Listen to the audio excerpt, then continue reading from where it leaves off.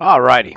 Yeah, my apologies. This thing went horribly wrong with the audio. I got it all the way to where I actually published it on YouTube and then realized the audio track had been stripped away at some point. So, whatever. I tried and tried and tried, and it did not, couldn't figure out how to get it back. So, here we go. What we're going to talk about tonight is, well, a couple things. We're going to talk about financial statements. Some of this stuff, especially well, both segments tonight are useful. I mean, they're we'll talk about them, to give you a foundation, and it's covered in the book. But big picture is that the utility um, of these, you know, financial statements, for example, in the format they're written, usually most things now are more customized. There's more software out there, so you may have to, provide like a your net worth, but typically it's not in a piece of paper you're going to give to a bank. They're going to have some sort of drop down menu, and you're going to complete that thing, and you're going to, fill out that kind of whatever that loan application that's going to derive all that data, and that's how it's going to work. So it's not bad to, it's still a good idea to have these for yourself, and also just kind of, the realization, like when somebody thinks they're incredibly wealthy, but everything they have is has a loan on it. Your net worth is probably negative at that point, because if you have $1 million house but you owe 900,000 on it, you only have 1,000 in equity and you got 900,000 in debt. Which, hey, that's not a bad thing, because you're controlling $1 million worth of real estate, and real estate appreciates, say, 3% a year, so you're making 30 grand a year in appreciation, which is nice, especially when you are using leveraged money to do it. You're using a smaller amount of money to control a large amount of money, which is a good thing. But problem with inflation as real estate is, as soon as uh, your house is appreciating. Well, let's say you wanted your dream house is a $500,000 house, but you can't afford that. You can only afford the $250,000 one. So you buy the $250,000 one, and it doubles in value. And now you want to buy that other house. Well, that $500,000 house is now $1 million house. You started out 250 grand behind, and now you're 500,000 behind. But yeah, anyway, that's the way it works, and you got to jump in at some point. And also, that's why I'm saying that not all debt is bad, because the worst thing to do is sit on the sidelines and try and save up for that real estate without any asset in the game that's appreciating. If you had nothing, if you just rented and still tried to go for that $500,000 house, now your starter home, I guess, would be this $1 million house if you were trying to jump in. And anyway, it's a complex thing, but real estate is, it's probably your most expensive purchase, and so it needs to be taken seriously. Okay, so what we're going to do, we're going to look at cash flow statements. So cash flow, this, this is not net worth. This has to do with your operating money. This is kind of your checking account, the money that's going to be coming in and out. If you've got tremendous assets in your checking account, you're screwing up. That money is vulnerable. You should, the way I do it, and I think probably a lot of people do it, is they have maybe a brokerage account with some, big conglomerate kind of thing that we'll talk about: Fidelity, Vanguard, T. Rowe Price, Ameritrade, whoever. Somebody like that that's not really a bank, they're an investment firm. And that's where you keep your real money, and you don't necessarily draw checks on it every day. And so there's not only a psychological wall to kind of keep that money isolated, although you can get at it, but it's also less vulnerable to identity theft than the rest of it. To have massive amounts in your checking account that can, just kind of disappear one day. And I've had silly stuff happen. I mean, I had a bank one time, a lady in somewhere in Florida started debiting for her cable TV from a savings account that I really didn't even know I had. It was opened up when I opened up a checking account. Anyway, it started rolling over on the credit card, and it wasn't big money, but it was like 700, $800, and the bank was not all too happy. They did not want to give that money back because they said, I'd let it go over 30 days, but to tell you the truth, I didn't notice it. I didn't even know I had that account. It was just a mess. But anyway, those sort of, weird identity theft things, and that, granted, that's not much of a story, but you know, they're much more prevalent in those checking accounts and fluid accounts and credit cards and things like that. So try not to keep too much money available and have your serious money in some sort of investment firm with much tighter controls on it where people can't just start debiting against it. Anyway, so cash flow. Cash flow is in and out kind of money, checking account stuff, salaries, interest, dividends. For starting out, it's going to just be salaries.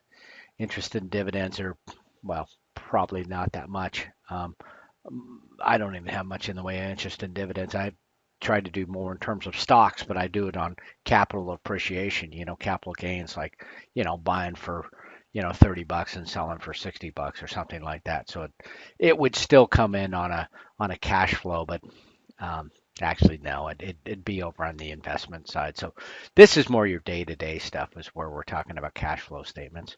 So expenses, both large and small, right? Statement, net cash flows minus cash flows. So this is, closely related to like a monthly budget. And that's what she's got here. So Stephanie here, she's got $2,500 coming in purely in income, which is not, not untypical, atypical.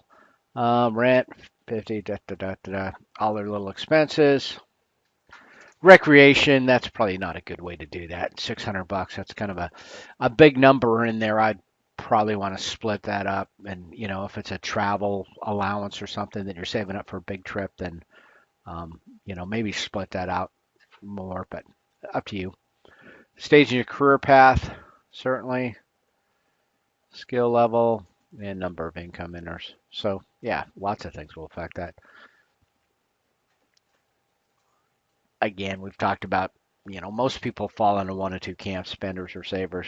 Hopefully you're in the saving category, but if you or your partner, spouse, whatever is not, you got to get that squared away. This is the way it's supposed to work, typically. I would agree with this part, but again, a lot of you are probably in college and probably earning regular money. Maybe there's some traditional college students. And this retirement people, frankly, that's a luxury for a lot of folks now. Through it's the things have changed. The days of having a retirement, that you're gonna just walk into and you don't have to do anything and that money's been set aside for you. A lot of times now the onus is upon you. Like I say, people have opted for higher salaries with lesser benefits, or maybe companies are just stingier with the benefits. Whatever case, you're the one who's going to face it at the retirement age. So if you want to actually retire, and again, do you want to retire? I don't. I mean, I've always strove to do something I like to do, so I'm not waiting for age whatever where I can quit doing it. If you're in that sort of situation, I feel sorry for you. But maybe that's where you're at. But I would try and find a career or gravitate to a career that you might want to keep working because I think it's good for you, productive. Just don't. Yeah. So anyway, budget, cash flow statement. Budget's useful. Again, do I do a budget every month? No, but I kind of know what things cost, what things, just based upon experience. But the thing I really do is I've mentioned before that I kind of use a credit card for pretty much everything, which is kind of annoying for some folks. But it makes it so easy at the end of the year to figure out where the money went or the end of the month. And if you're going to use a credit card in whatever form, you got to go through the statement every month to find the bogus charges or whatever fraud. Because literally, if you let it go more than a month, the bank is not happy. And their legal obligation to get you your money back is well, declines. And if you're outside of a month, it's most cases there isn't much of a remedy for you. So if you catch it within a month, then there's a legal obligation on their part to make you whole, to pay you back. So anyway, you got to review those charges, and when you're doing it, you can kind of look through and go, wow, this is where money's going, and see what's happening. And so that's how I do it. But here she's doing her actual budget. Um, so same income, rent, internet, da da da, standard deal. What happened here? Car expenses. So, for some of these things like maintenance, if you're driving an older car, which is, not bad, you're not losing a whole bunch of money in depreciation, but you do need to keep some money aside so you don't have a huge hit. If you were to put a couple, say $300 a month aside, and then when the tranny or something blows up, and it costs you a few thousand, you have that money in that emergency fund to cover that stuff, which is all good. Um, so cash inflows, cash outflows. So unusual cash flow. She was down 600. This month's cash flow, so 200 overall. Anticipating shortages. So checking account. The other thing is, if you're using a credit card, and again, you want to be a convenience user, right? You want to get the perks, but you don't want to pay the interest. And the way you do that is by paying the statement off every month. So, it just needs to be a habit. Do not carry a balance on your credit card because, their interest rates are exorbitant. They're huge. So just don't do that. And then when you have this cash shortage, you have this car that blows up or whatever, you can roll that onto the credit card and then take care of that, hopefully by transferring money from your emergency fund onto it. But in any case, having stacks of cash in your checking account is just not a good plan. It's your money should be working for you. But anyway, the only way you can roll things onto your credit card is by having the entire balance available, not carrying funds on it. So anticipated. So this is kind of what I'm doing in the review, right? The accuracy of the budget. I kind of have an idea in my head of what I'm spending, and sometimes it's more. You can extrapolate that and even further out to a annual budget. There is I get a thing I think it was like 28 pages last year of credit card charges, but it puts it in all the categories. Now, again, it gets it wrong, but for some of the stuff is, when I say gets it wrong, it looks at, it'll classify things into fuel and travel and stuff like that. And you'll look at the charge and you'll go, no, that's not that kind of store, or that's not that kind of charge. But, it tries, and man, it makes it a whole lot easier with taxes. And at some point, we're going to talk a little about taxes at the end here, but you ought to be doing some sort of your own business, um, you know, basically as soon as possible, in my mind. Whether it be, you being having a rental property, whether you having a small business or something like that, because the tax code, in order to take advantage of it, you need to have some sort of business that's doesn't have to be your full-time gig at all, but especially if you've got an extensive hobby, unless you want to pay for it all yourself out of your pocket, if you can make it into some form of business, then you can kind of have all your toys and still have them be a write-off, but it takes some creativity. So here's the thing. So she's got her rent, internet, clothing. So again, coming up with these numbers, it's going to take some time. Perhaps 6 months to a year before you really figure out what things are. And um, you know, but again, you notice in here she has car expenses, but she doesn't have a bunch of other little recurring payments for, consumer goods that she's bought, because those little 50 and $100 things will add up and kind of kill you over time. Create a budget and stay within it. So that's what you need to do. Loaning for current expenses is not a good idea.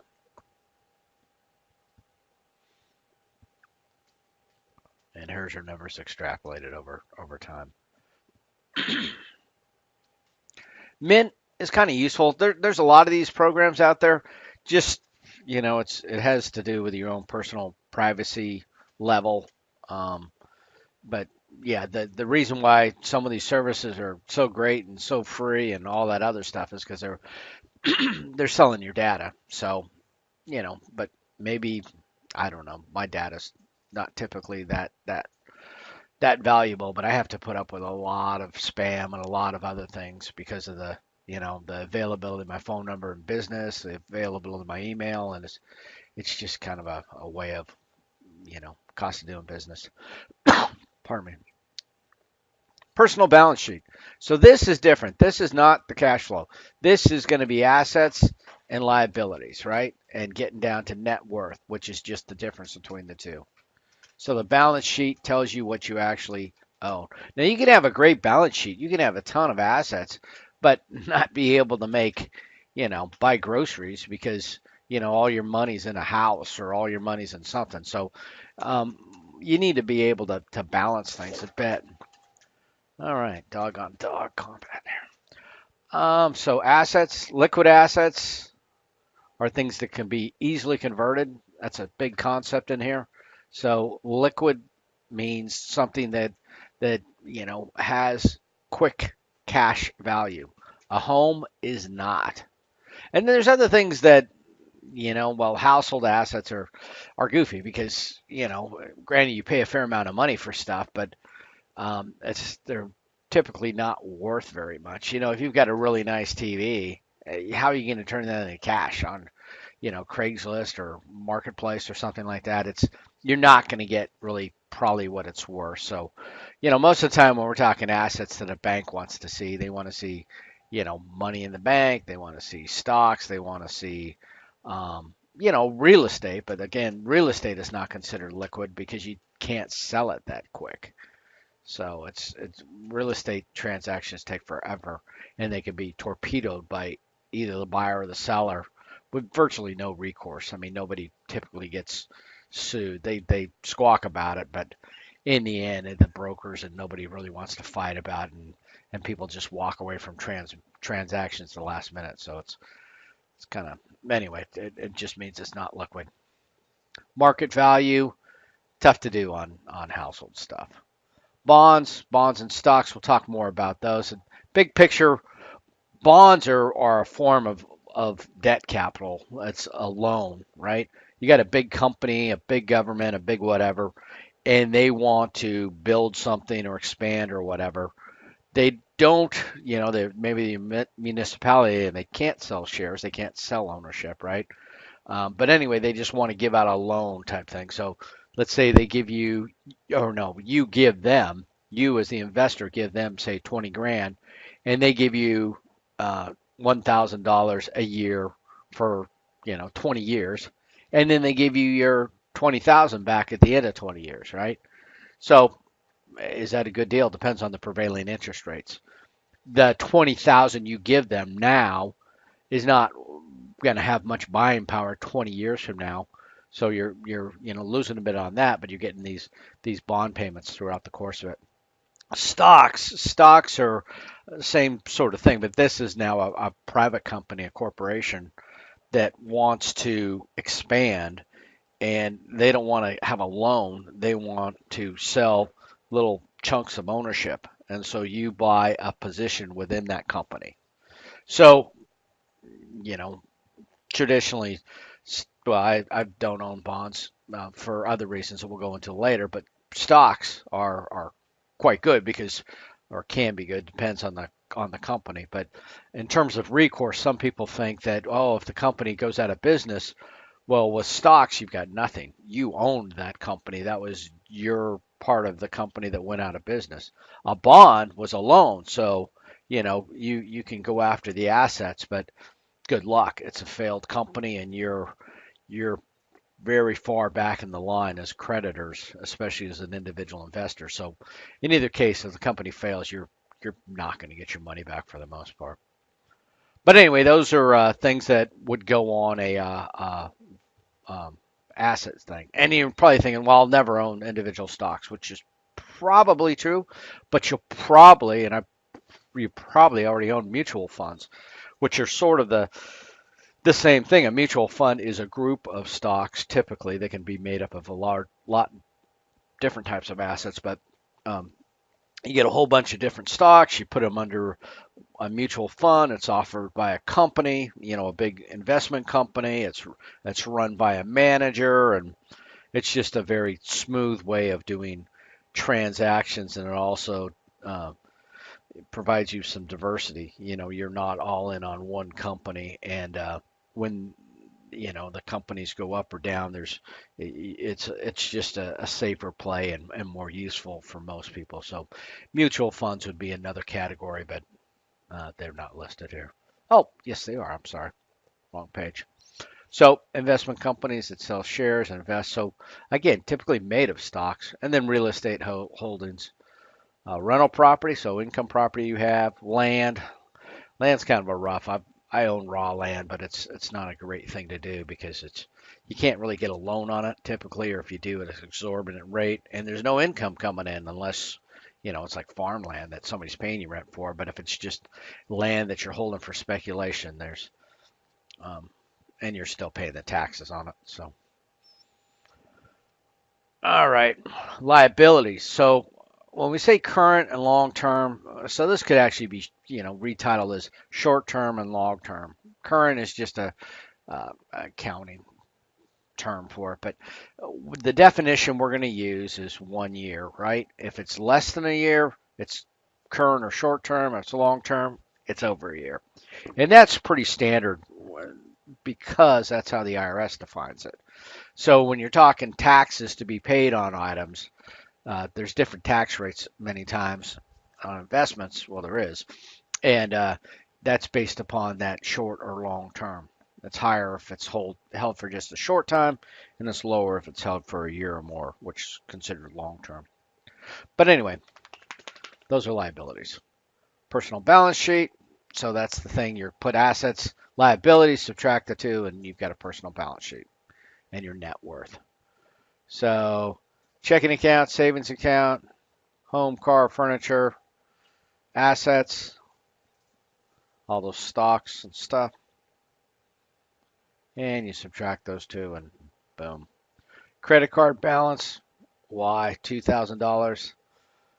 Um, you know, you should probably have that down. Let me check something here. So in your checking account, you got 3,500 bucks. Why do you have a $2,000 credit card balance? In this situation, I would rather have 1,500 in the checking account and no balance. But anyway, the interest rates you pay on credit cards are exorbitant, 20 some percent typically. So just don't do that. Be a convenience user. Pay it off every month. Don't pay any interest. Changes in personal balance sheet. So yep. Yep. So if she buys a vehicle, but again, she's buying a vehicle, but actually just putting debt on there.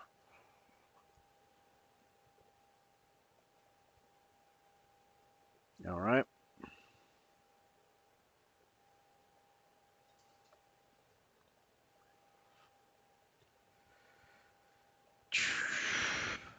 Same numbers. Inc. Impacted the economy. Yeah. Um, things that are outside of our control. But anyway, you try to prepare for it. And again, having money saved up, short-term type stuff for cash flow in a emergency fund, and then longer term stuff in a retirement fund that you can borrow against.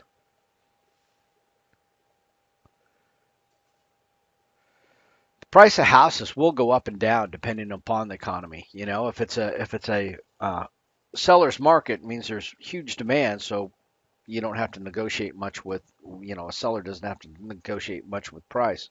But if there's weak demand, then the seller has to lower his price to get more people interested in it. So anyway, but typically things still, real estate still tends to edge up a bit, and it depends upon the market.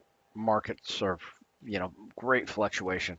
Alaska's kind of neutral, but other places, Miami, Phoenix, maybe the Bay Area, places like that are just crazy, and that gets into very speculative investing there. Yep. So wealth is built by increasing cash flows to invest in assets without increasing liabilities. So again, these budgets too that they had in there, you notice that they didn't have, a contribution to retirement.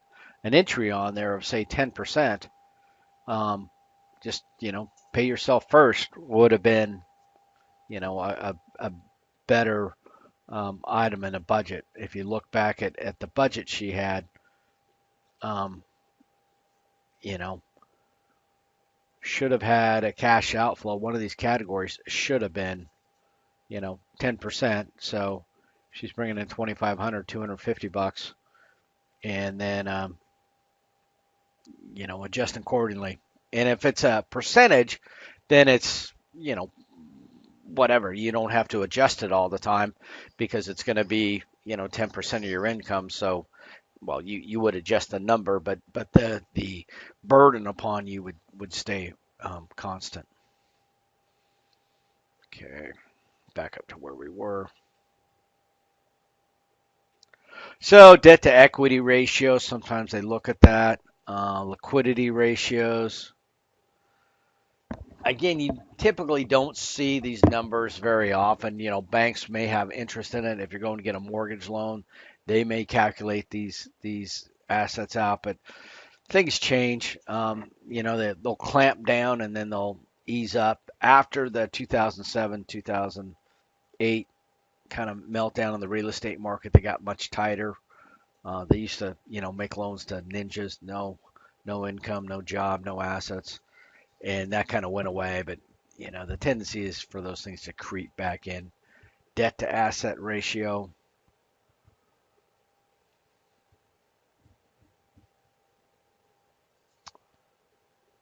Savings rate. And again, I would pick a number, say at 10 or perhaps even 20% later on when you start to have excess income. The good thing about that is, if we're going back to this stereotypical example where you're shooting to make 100 grand a year and you're putting away 20%, that matches up pretty closely with the upper limits of the 401ks, the tax deferred investment options you have. But we'll talk more about that later. All right, so that was just kind of quick and dirty on some of those concepts. Now we're going to look at time value of money.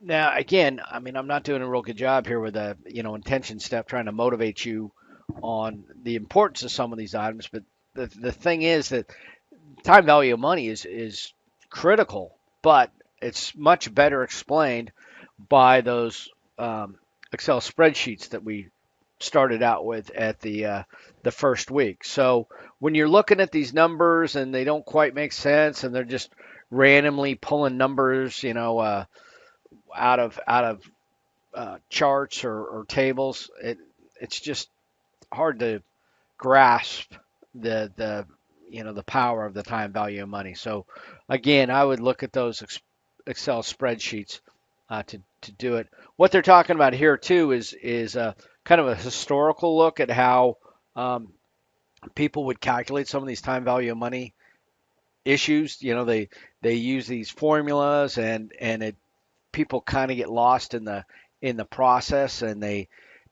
you know miss out on the big concept. Don't worry, you're not going to be using these formulas on the exams. You're just going to look at the results because in reality people don't use these tables much anymore. They again use online calculators for most of these items.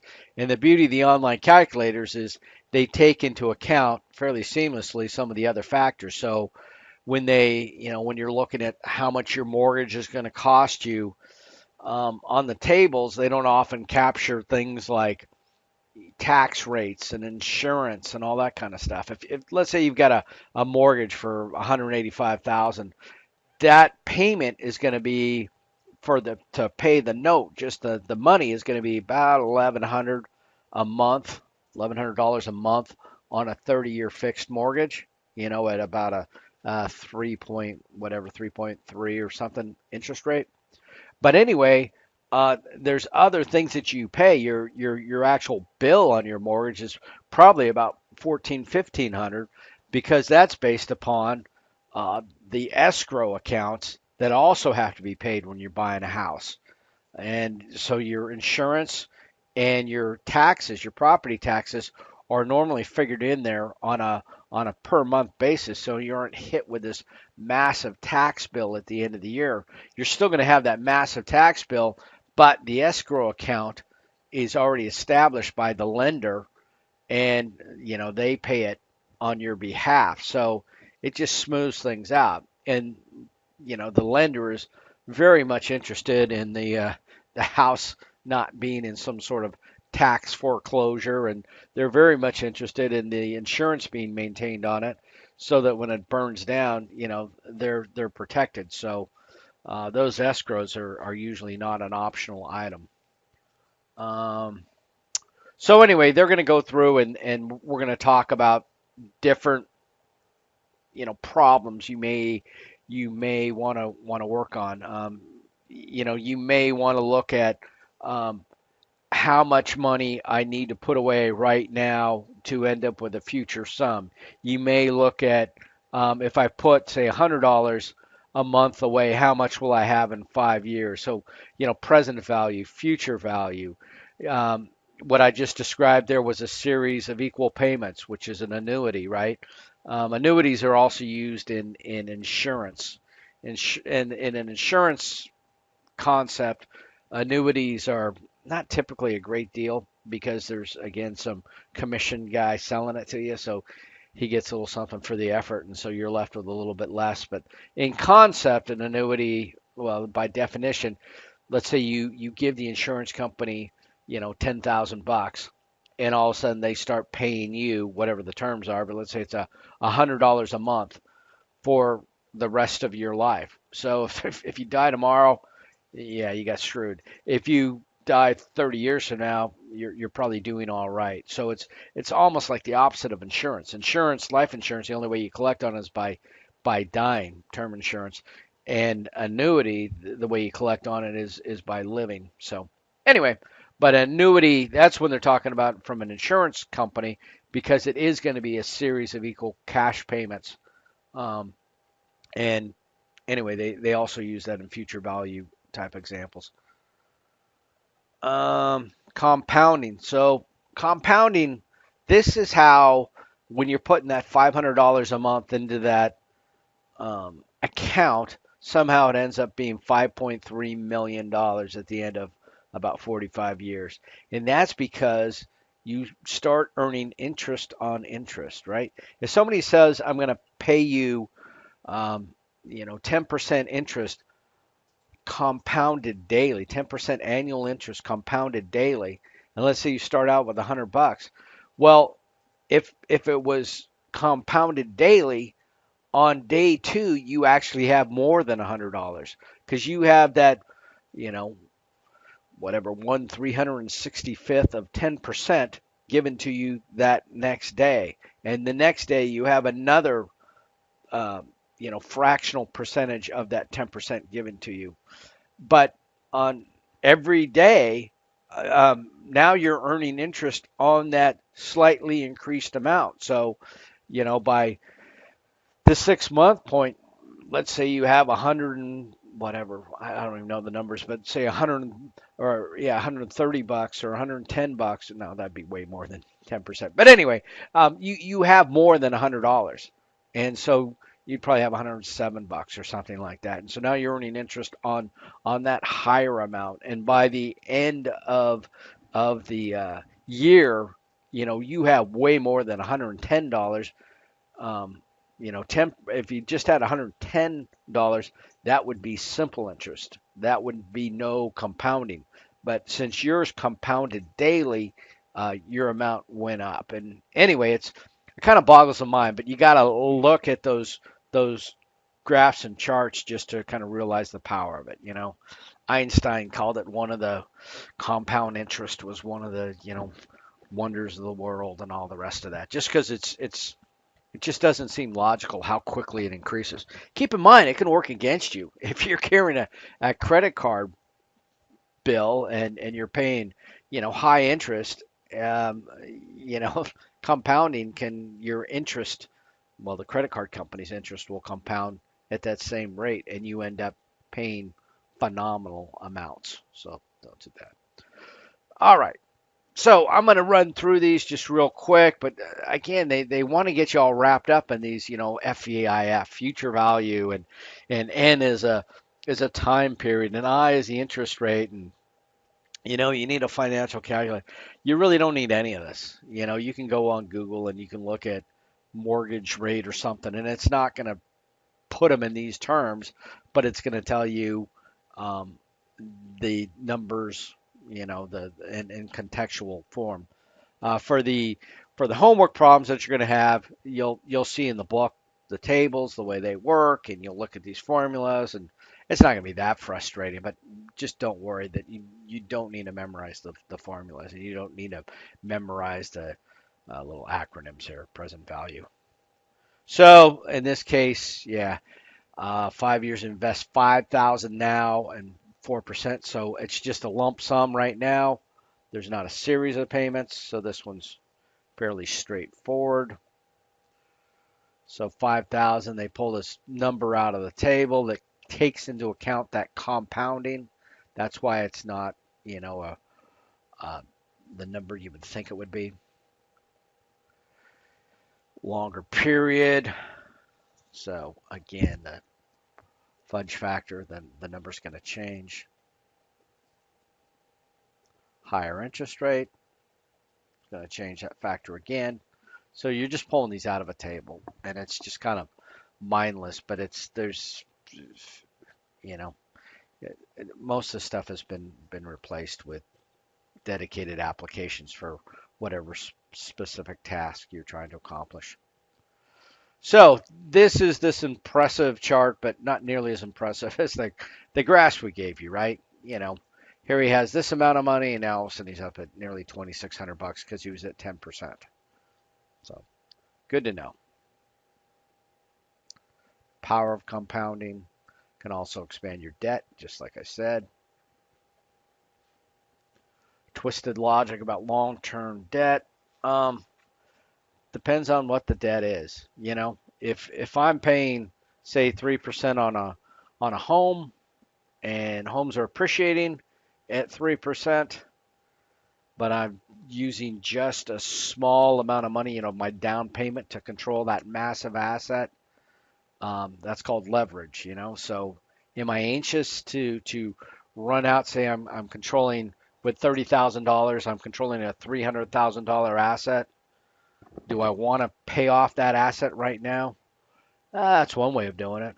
The more aggressive way of doing it is like, giddy up, I'm going to buy another house. I'm going to buy some income property, and I'm going to control some more real estate and take advantage of the market.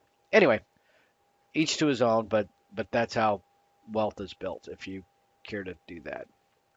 The other thing is too that 3% loan, the only reason that person got that was because they were owner occupied. If you go out and you say I want to buy an apartment building, the bank, if they'll give you a loan, is probably going to ask about whatever 7-8%. They're not going to give you the good deal that a homeowner gets. But let's say you move into your little starter home, you keep it for whatever, a couple, 3, 5 years, and then you move up to your other home and you keep that starter home and now convert it to a rental. The mortgage company does not go back and say, wait a minute, you need to, refinance and put this up at an investment type loan. No, they'll keep it as your original loan agreement. So it's still as an owner occupier, which is cool. I've got a home like that. But unfortunately, interest rates have actually dropped, but I can't refinance. My loan's at like 4%, and the rates right now, I could probably get 3 1/3. But if I try to refinance, they'd say, wait a minute, it's income property. Not only are you gonna, we're gonna increase your loan amount. So anyway, a lot of moving parts. Discounting, process of obtaining uh, present value. So again, you know, a word they use, but it's just present value. I need whatever amount, um, tells you the amount of money you must invest today to accumulate a certain amount in the future. So you need 50 grand at some point. How much do I have to start putting away right now, and what interest rate? You know, one of those is going to be given. You need to know. Say you have the expected interest rate. Um, you can figure that out. But if you have to have one of those. You can only have one variable in there, and then you can calculate out the other one. The amount of money to receive in the future. So in this case, we're saying 50,000. Interest rate to be earned on a deposit. Let's say 5%. Number of years money will be invested. So that N, and then the how much you're gonna be investing though. That's the missing factor. Present value tables. Yeah, dedicated financial calculators are, there might be a dedicated financial app, but the old, HP financial calculators are kind of thing of the past.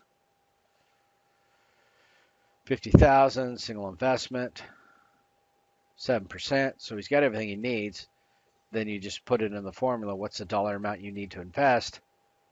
And so you get this magic figure out of the table, and it gives you the amount. Annuity, series of payments, ordinary annuity, and then the timeline. They can also do things like deferred annuities and stuff like that, which we really don't need to go into too much. But say you're an insurance thing, you're not ready to retire, you give them 10 grand now, but you don't start taking payments for another 10 years, you get nothing between now and then. Well, then, of course, when you do start collecting, you're going to get, say, 250 or $300 a month or something, some increased amount. But again, if you die between now and then, you get nothing. Future value for annuity. Again, they keep these terms fairly consistent, but again, it makes more sense when you know what the problem is. They've kind of you know got a hammer and they're looking for nails, whereas anyway they've got the problem and they're or the solution and they're looking for problems to apply it to. It usually works the other way around. In this case, she won the lottery, so she's probably going to lose it all anyway because lotteries are, people who can't do math.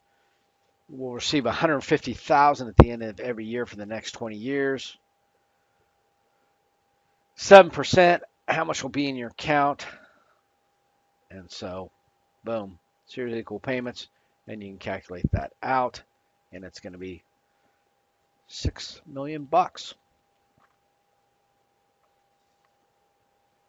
But again, shorter time periods, um, lower interest rate, and so it takes time to accumulate that money.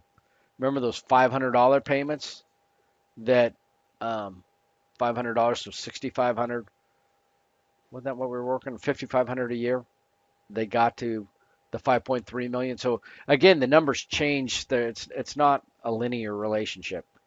Um, time is definitely your friend, and as is the higher interest rate. But time is the big factor. In this case, they had 20 years to work on it. Whereas in the examples on the charts, they started when they were 18 and they were retiring, I believe, at age 65. So that gives you, 45, 47 years. So you can do amazing things given time. Present value of annuity is determined by discounting and present value of annuity. So again, annuity table, but more useful as a regular dedicated app.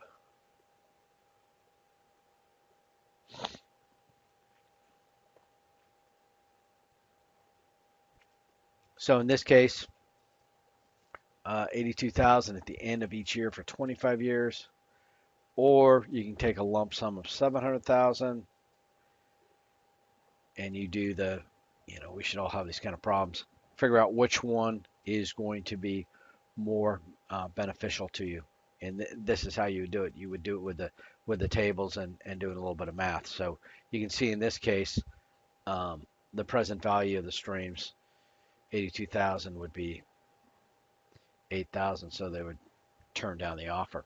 Now again, this is kind of a gut check because you're assuming that annual interest rate of 9%, which is that's fairly ambitious. I'm saying to use 10% in the planning, but that's you know, and that's true in the stock market. So I mean, I guess it's not out of hand, but it's not some low interest rate. That's a fairly normal interest rate in my mind. Time value to estimate savings, estimating the annual savings that will achieve a future amount. So you need this one big lump sum, and how are you going to get there?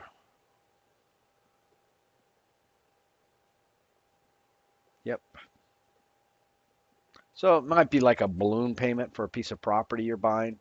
You know, at the end of 5 years, you've got to give us that entire amount of money, and so you come up with some sort of terms to get there. You need to know the factors, and that's how it works. So anyway, there's a couple examples in there, and that's you know how it's done, the cash flow stuff, and then some of those chart problems. One thing I wanted to talk about tonight, and it's gonna be kind of a recurring theme, is the impact of taxes. Because for most of us, there are some things you can do um, in, the income side that can help you out. But a lot of times, maybe you're a teacher, maybe you're working, on a salary for a company, and there's not that much volatility there. You're there's not that much, not an easy way to increase your income. But taxes are something that people pay.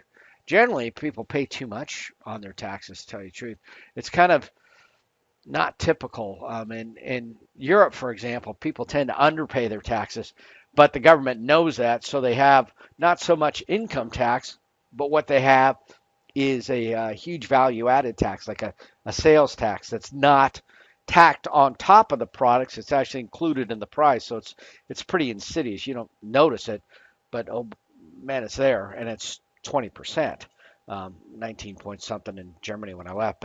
But because of that, there's still a lot of fraud that goes on there. I had, a home over there, and I've never ever had a contractor not say, do you need a receipt?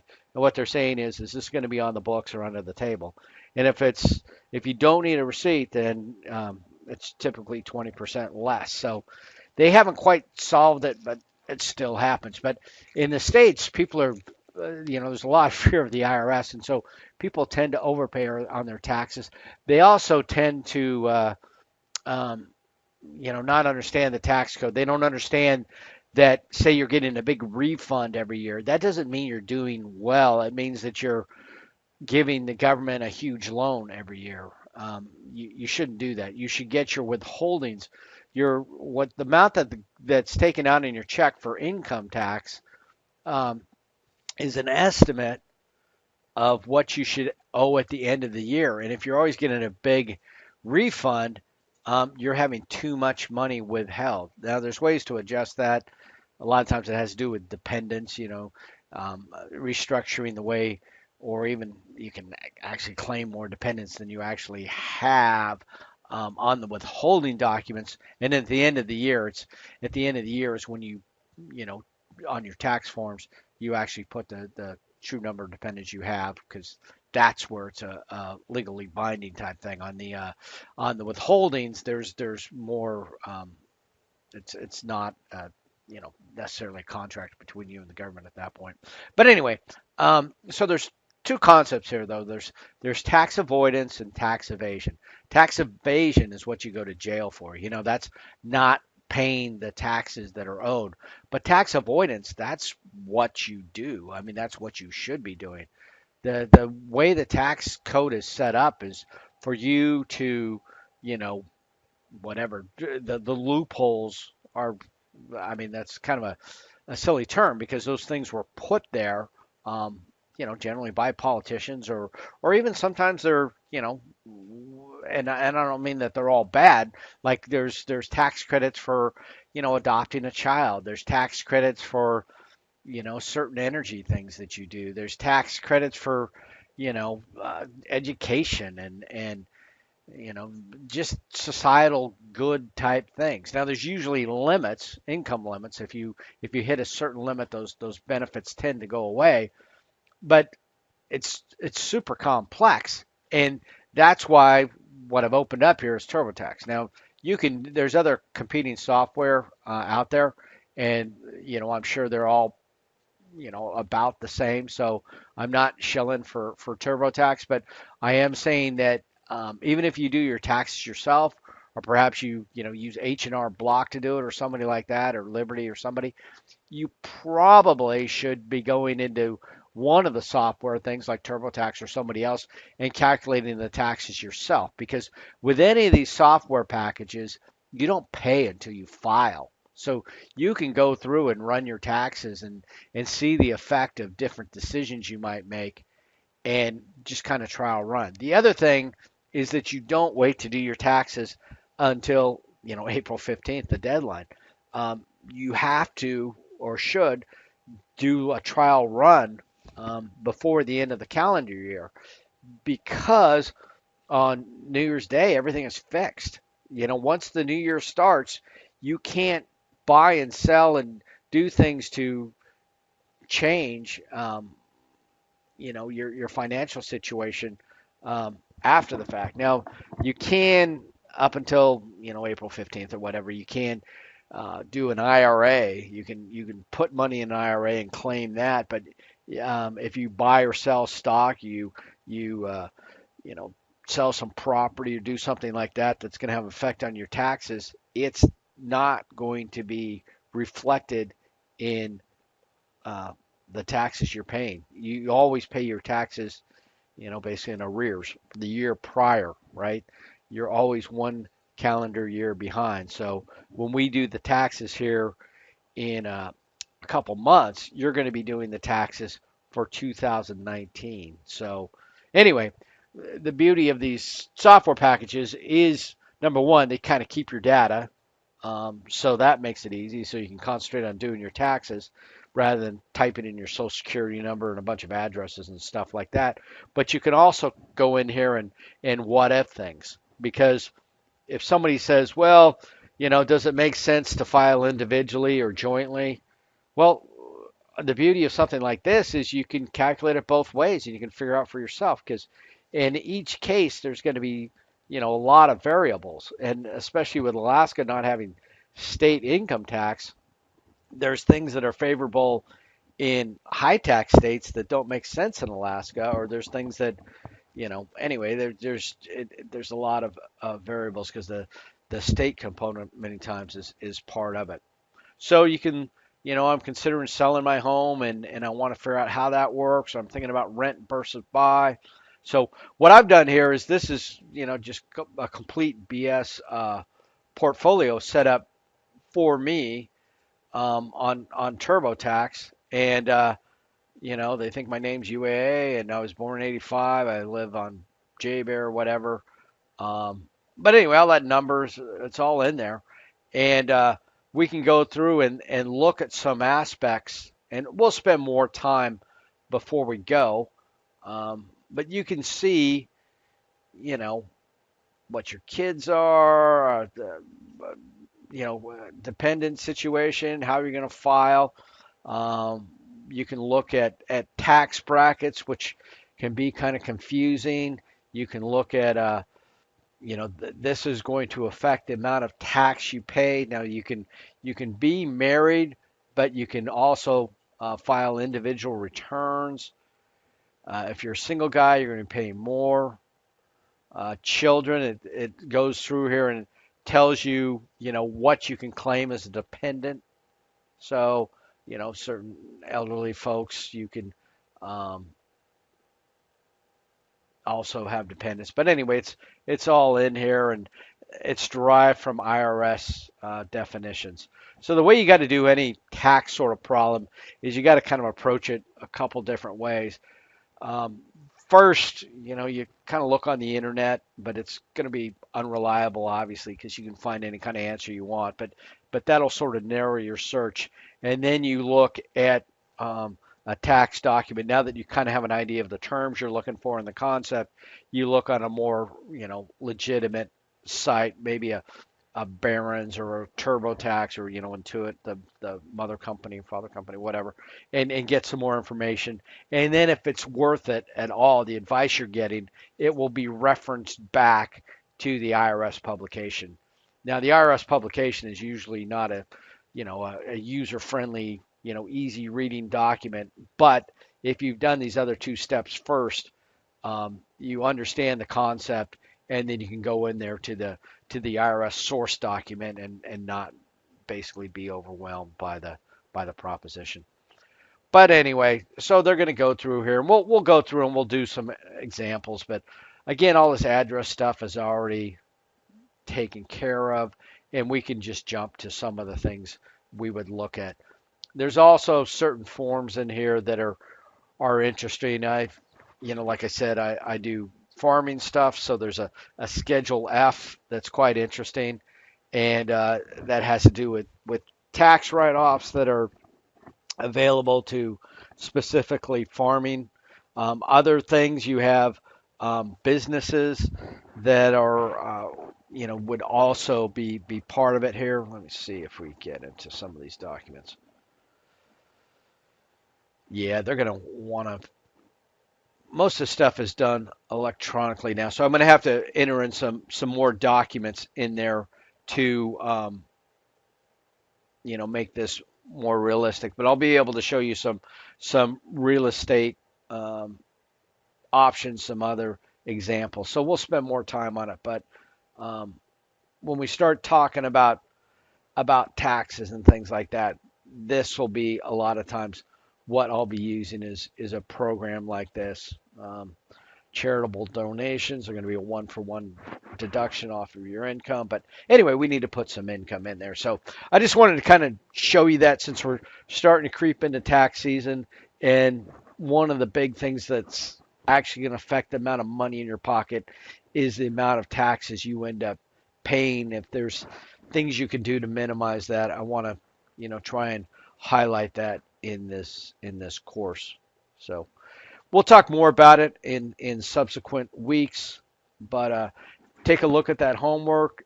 Take a look at the video. I'll be posting that shortly. And sorry again for the delay in getting these things posted this week, but it was a software glitch that just killed it.